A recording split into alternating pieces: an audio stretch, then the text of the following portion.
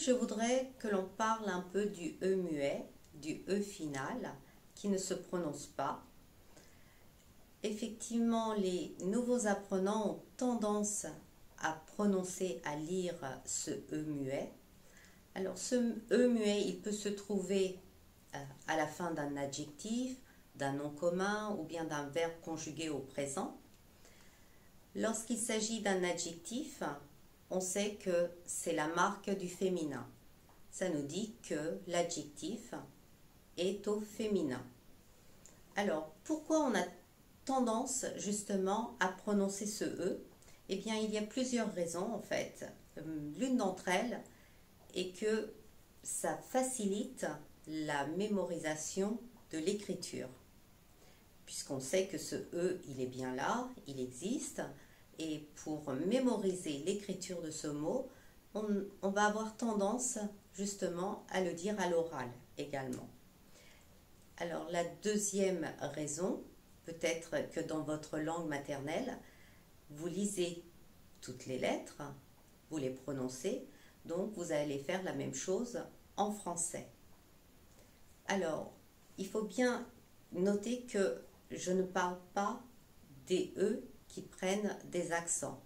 Je ne parle pas du E accent aigu.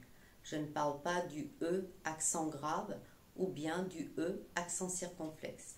Je parle du E tout simplement, celui qui se trouve à la fin d'un mot.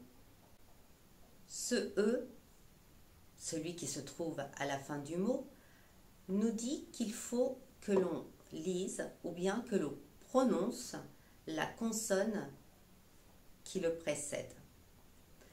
Donnons un exemple. Un livre. Un livre. Livre. Je lis jusqu'au R. Le E me dit qu'il faut que je lise, que je prononce le R. Donnons un autre exemple. Une étudiante.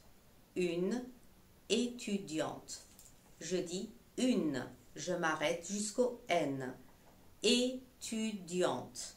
Je m'arrête jusqu'au T. Je lis jusqu'au T, je m'arrête au T. Ou bien un autre exemple pour un verbe conjugué, un verbe du premier groupe conjugué au présent. Je mange.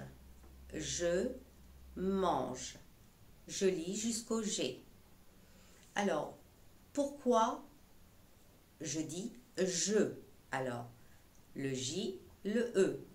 Eh bien, pour les petits mots grammaticaux comme je, te, ce, ne, que, eh bien là, je dois lire, je dois prononcer le E.